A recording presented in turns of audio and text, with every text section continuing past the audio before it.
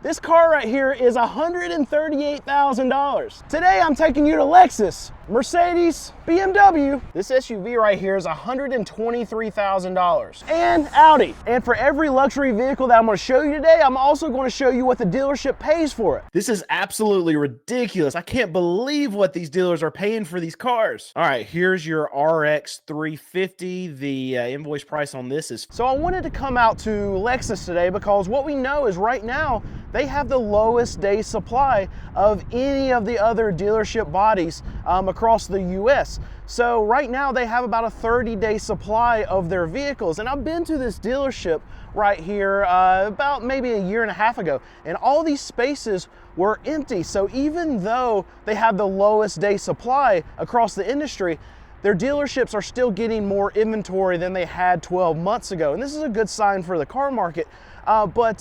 Just to show you like a comparison of a brand that is in trouble, you think Ford. And Ford right now, they have over a 100-day supply of inventory on their dealer lots. Look all around me right here. Every one of these trucks in these two rows is $80, $90, or $100,000. They have inventory stacked absolutely everywhere. And what traditionally a lot of these dealers like to have is somewhere around 50-day supply. So you have a brand like Lexus who is severely under that, they're at 30 days, and then you have a brand that's in trouble like Ford that is over double the amount of supply that they actually want to have on their dealers' lots. All right, I definitely want to check this thing out. This is one of my favorite vehicles that Lexus produces, and this is a RX 350. And I've actually had an older one of these, and I drove it for a very long time, and it's been one of my favorite vehicles I've ever owned. But this one's a 2025 RX 350H all-wheel drive.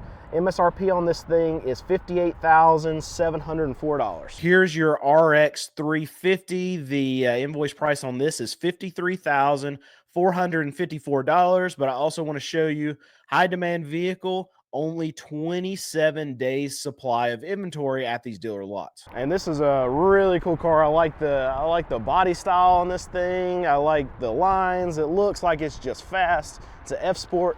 Let's check this thing out. So it's a 2025 IS 350 F Sport. And MSRP on this one is $46,454. All right, here's that Lexus IS, the F Sport, and the invoice price on this one is $43,660. This is a GX 550. If I'm not mistaken, this is one of the hardest vehicles to actually negotiate on. This one's $71,000, if you can see it, $71,705 with the MSRP.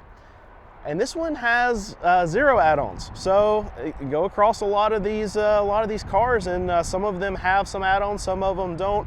This one right here is another one that has no add-ons at all. And I mean, you can find good dealerships that are going to try to stay with the market and not try to gouge customers.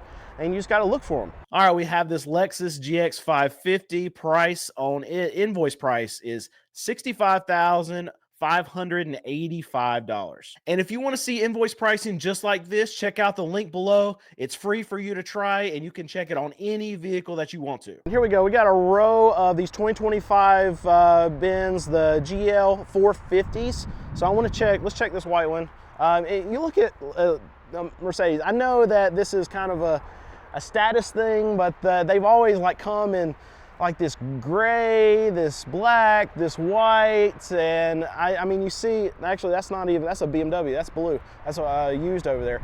But you never see any creative colors coming out of a lot of these luxury brands. It's sad to see. Anyway, let's check this out. This plain white Mercedes GL 450, GLE 450 right here, and it's a 2025 MSRP. Ugh. $73,745 gross. All right, so we have this Mercedes-Benz, the GLE 450. You see the invoice price on this thing is $69,542. But something interesting I want to point out on this one, very, very, very high day supply on these things. Very expensive vehicle, luxury vehicle, 158 days supply on these dealer lots. All right, so I'm at Audi now looking at a lot of their vehicles, and what they actually just released is that they are contemplating raising prices across the board because of these tariffs. And that's one thing that a lot of these manufacturers are going to have to think about and decide whether or not they're going to either eat the cost of tariffs or they're going to raise their prices and pass it on to their consumers. BMW came out and said that they, for at least the short term, are going to plan on eating it. And then you have another brand like Nissan that says that, okay, they're also thinking that they're going to be raising prices across the board. I think a brand like Nissan probably doesn't have pricing power, and if they raise their prices, things are going to get even worse than they are now.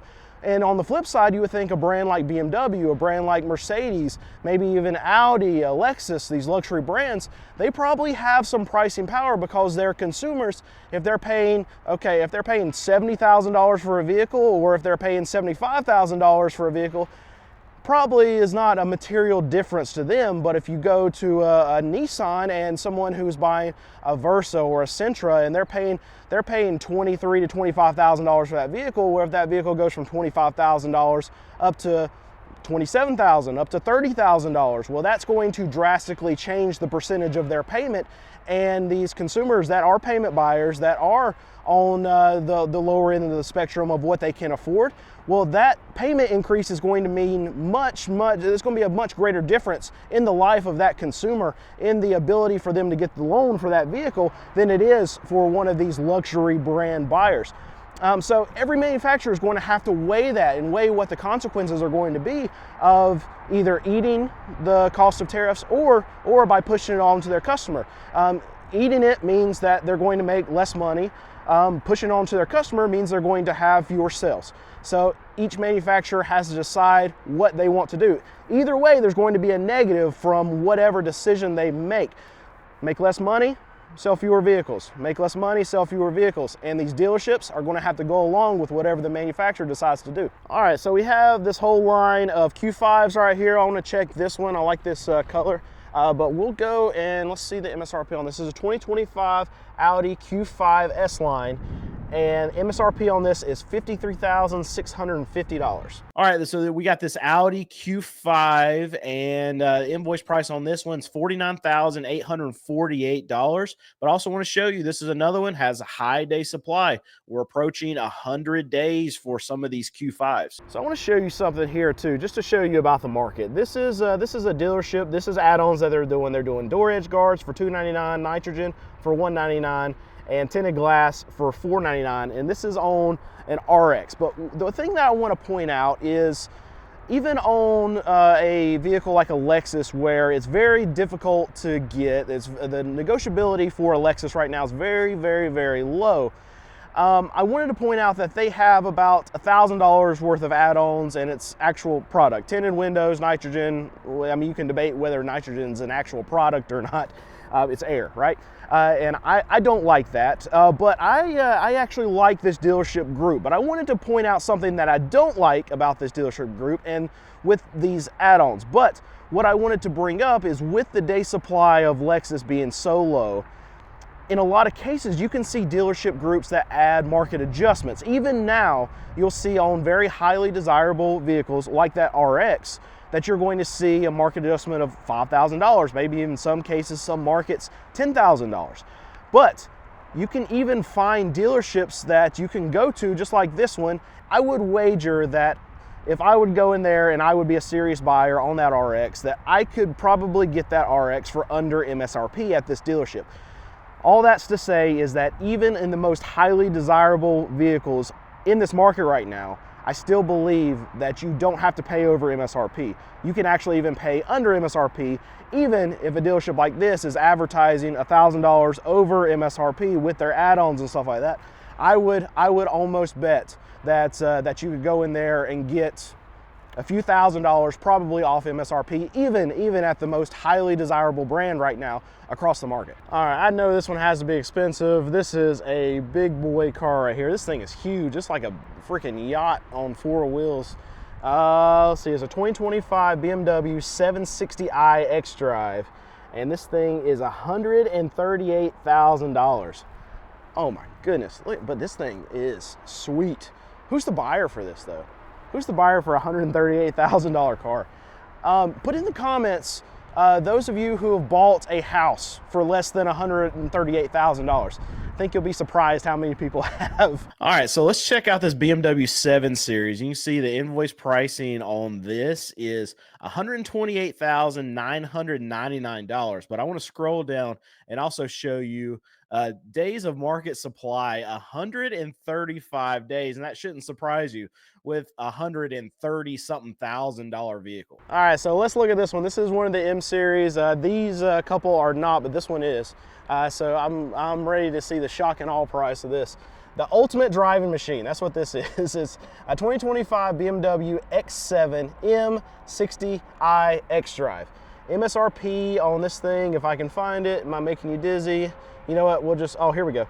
$122,000, and then after some add-ons, $123,622 is the price on the ultimate driving machine. All right, here's that BMW X7. You can see the invoice price on this one, $115,241. So one thing also I want to point out, this right here is a 2025, this is a 2025, those are 2025s, all these are 2025s. This is something that you're going to see at Lexus, you're going to see at a brand like Toyota, and it's going to be rare that you see that at a lot of these other manufacturers' dealerships. The reason being is because a lot of these manufacturers, they're not moving vehicles like Toyota. They're not moving vehicles like Lexus. Now, I will give a caveat with the Toyota. You're going to still find a lot of 2024 Tacomas, a lot of 2024 Tundras. Those are vehicles that people are not buying for Toyota, but as far as across the board on the other models that are coming from Lexus and Toyota, you're seeing 2025s across the board. A brand like Ford, they can't say that. You go to a Ford dealership, there's 2024 F-150s sitting everywhere. In fact, I'll say that there's going to be more 2024 F-150s than 2025 F-150s sitting on the lot. But that's not the case here. All these vehicles, if they had 2024s, they sold them. We're now in a new year, and all of these are 2025s coming from a brand who seems to know what they're doing, seems to be able to make a product that people are buying, and at price points that people want to pay. I know this is a luxury brand. Prices are going to be elevated, but even so, if you compare the prices at Lexus to a Mercedes-Benz, to a Audi, to a BMW, you still, Lexus is, it's crazy to use this word, but one of the more affordable nameplates of the luxury brands you're going to see. And then you go to Toyota, and they're right on par with all of the other brands, but the reliability is going to carry with Toyota as compared to like a Nissan. A Nissan midsize SUV or a midsize sedan is going to run you the same price that you're going to pay for a Toyota Camry or a RAV4. So in those cases, what's a consumer going to do? Well, they're going to go to Toyota, and that's why Nissan is struggling. That's why Toyota is doing big things. All right, and I know there's going to be one comment down there, probably multiple comments down there saying, no, this guy is wrong.